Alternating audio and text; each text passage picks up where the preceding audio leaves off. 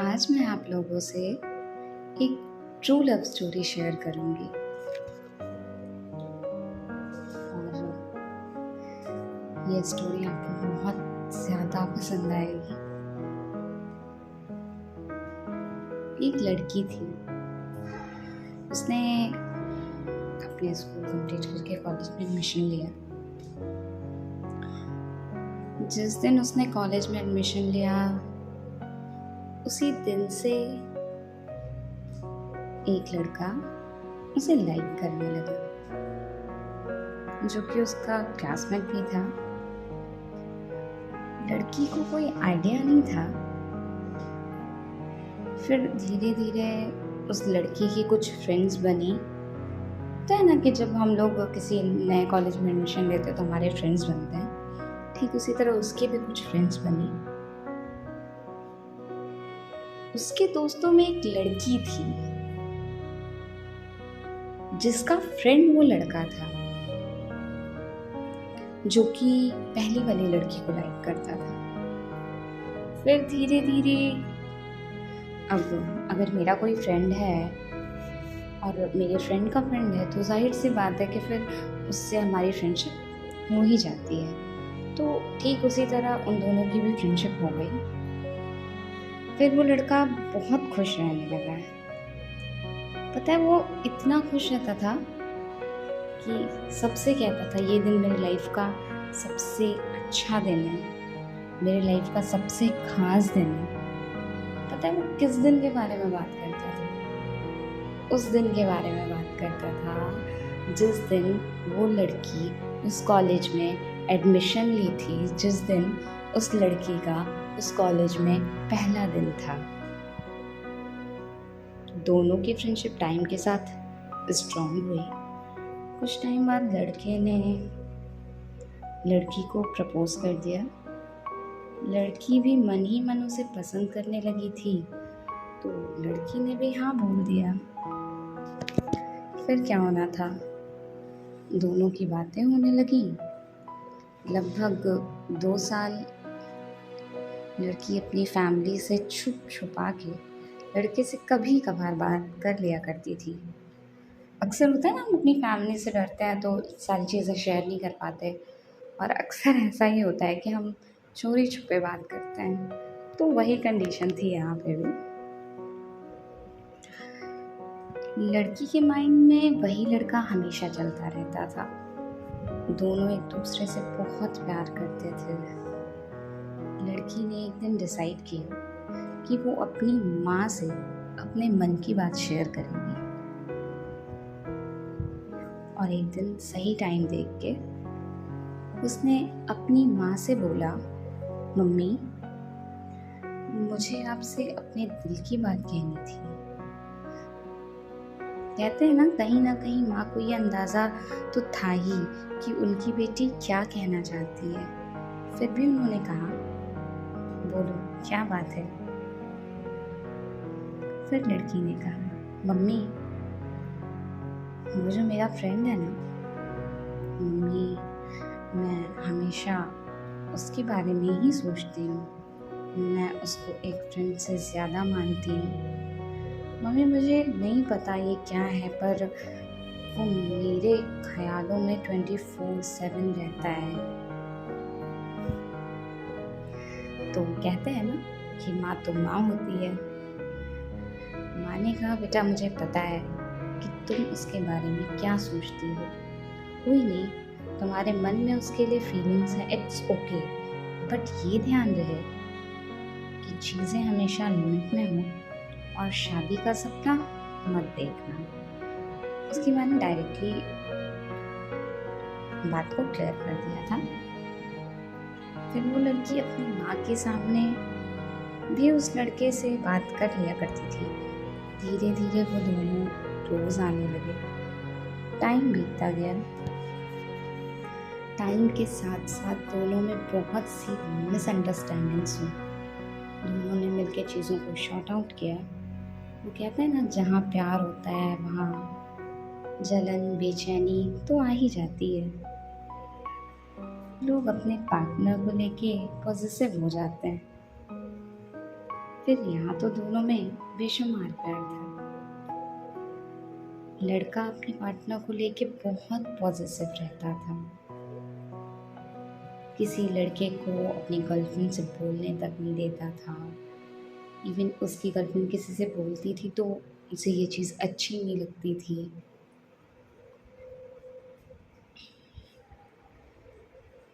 तो जब वो किसी को बोलने नहीं देता था तो दोस्ती तो बहुत दूर की बात है, लेकिन हाँ, प्यार बहुत करता था। धीरे धीरे लड़की के प्यार ने उसके मन के डर को जड़ से ख़त्म कर दिया। उस लड़के का बिहेवियर चेंज होने लगा। एक टाइम ऐसा आ गया कि वो अगर किसी लड़की के साथ भी होती तो उस लड़के को पता होता कि मेरी गर्लफ्रेंड कुछ गलत कर ही नहीं सकती। दोनों में वक्त के साथ प्यार बढ़ता गया और इसी प्यार की वजह से लड़के के मन से डर ही निकल गया। फिर एक दिन लड़की मंदिर गई थी। वहाँ अचानक से उसे उसका बॉयफ्रेंड दिखा जो कि अपनी माँ के साथ आया हुआ था। इस लड़के ने अपनी गर्लफ्रेंड को अपनी माँ से इंट्रोड्यूस कराया। ऐसे ही कुछ टाइम और बीत गया। दोनों अलग अलग डायरेक्शन में अपना करियर चूज किया। दोनों के रास्ते अलग हुए, कॉलेज अलग हुआ, लेकिन दोनों का प्यार फिर भी कम नहीं हुआ। दोनों के दिल में एक दूसरे के लिए वही फीलिंग्स थी, बल्कि टाइम के साथ साथ उनका प्यार और गहरा होता चला गया। फिर एक दिन लड़के ने लड़की को अपने घर पे इनवाइट किया और उस लड़की को अपनी फैमिली से मिलवाया, जो कि लड़की का नेचर, बिहेवियर बहुत अच्छा था। तो किसी को उस लड़की से कोई ऑब्जेक्शन नहीं हुआ, ना तो उनके रिश्ते से कोई ऑब्जेक्शन हुआ। ऐसा होता तो बहुत कम जगह पे है, लेकिन हाँ, ऐसा होता है, किसी को कोई ऑब्जेक्शन नहीं हुआ। इधर लड़की के घर में भी सबको पता चलना। एज ऑलवेज फादर से तो सब डरते हैं, तो बस उनको छोड़कर घर में बाकी सब एग्री हैं। लड़के का भी नेचर अच्छा था। लड़की की फैमिली ने भी टाइम के साथ साथ लड़के को एक्सेप्ट कर लिया था। दोनों फैमिलीज़ के बीच टाइम के साथ अच्छी बॉन्डिंग हो गई थी।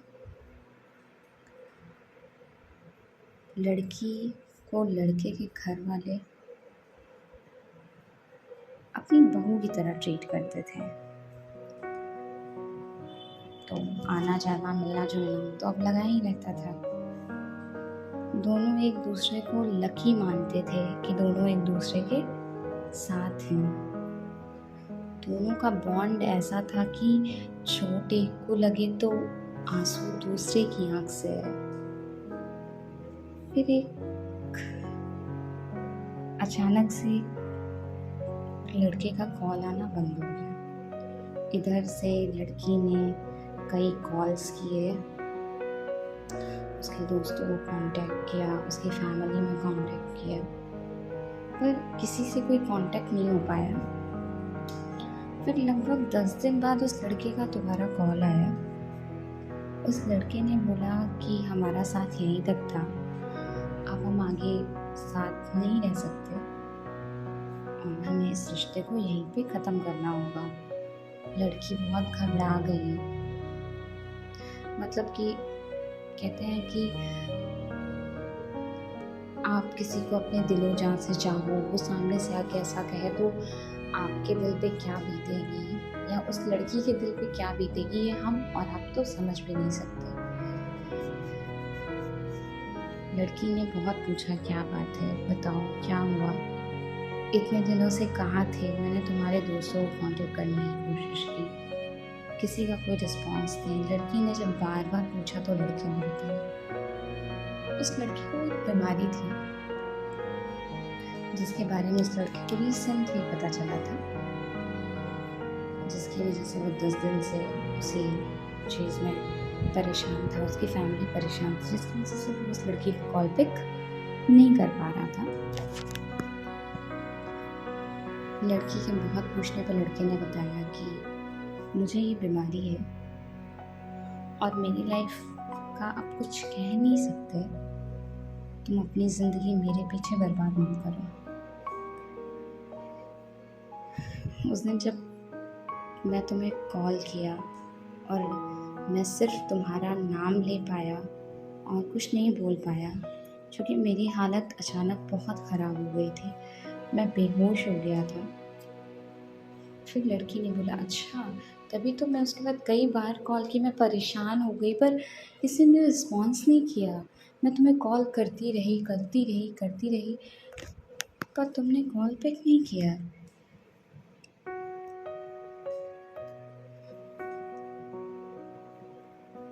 फिर लड़के ने बोला मेरी हिम्मत नहीं हो रही थी कि मैं तुमको ये सब कैसे बताऊंगा, इसलिए मैं तुम्हारे कॉल का आंसर नहीं कर रहा था। पहले तो लड़की खूब ज़ोर ज़ोर से रोने लगी, फिर बोली तुम्हें क्या लगता है तुम्हारी इस हालत में मैं तुम्हें छोड़ दूंगी? नहीं, कभी नहीं। जब तक मैं हूँ मैं तुम्हें कुछ नहीं होने दूंगी, तुम्हें कुछ नहीं होगा, तुम ठीक हो जाओगे। वो लड़का कहता रह गया, लेकिन लड़की ने उसका साथ नहीं छोड़ा। लगभग 3 साल उस लड़के की दवा चली, ट्रीटमेंट हुआ, लड़का ठीक हो गया और उन दोनों का रिश्ता और गहरा हो गया। लड़के की स्टडीज़ कंप्लीट हो गई, वो अपने काम में लग गया। लड़की की स्टडीज़ भी अभी कंटिन्यू थी। जब भी उस लड़की को कोई लड़का प्रपोज करता, वो बड़ी ही खूबसूरती से अपने प्यार और रिश्ते के बारे में बता लड़कों को मना कर देती थी, जिससे कभी भी किसी भी लड़के का ईगो हर्ट नहीं हुआ, क्योंकि वो किसी को रिजेक्ट भी करती थी तो बहुत प्यार से करती थी।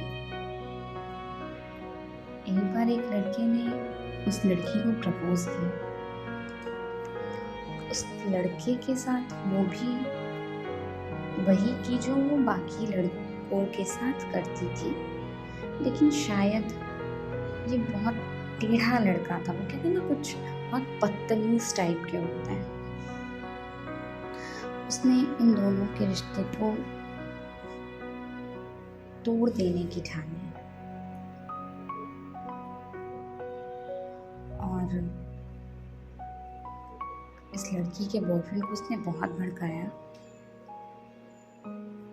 बहुत ज़्यादा उसको भड़काया गया, चीज़ों को लड़की के अगेंस्ट किया गया।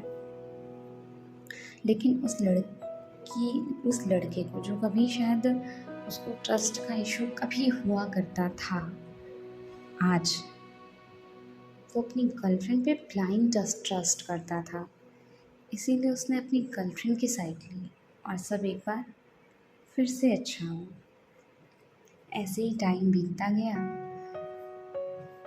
दोनों का रिश्ता गहरा होता चला गया, दोनों एक दूसरे के और क्लोज आते चले गए। ऐसे ही टाइम बीतता गया, दोनों के रिश्ते को पूरे 9 साल हो चुके थे, नोक झोंक, प्यार और तकरार के साथ ये 9 साल यूं ही बीत गए। अगर आपको ये स्टोरी अच्छी लगी तो वीडियो को लाइक करें, और अगर आपको ये स्टोरी आगे क्या हो ये जानना है तो प्लीज़ कमेंट करें। मैं आपको ये स्टोरी पूरी ज़रूर सुनाऊंगी। Thank you. प्लीज़ चैनल को सब्सक्राइब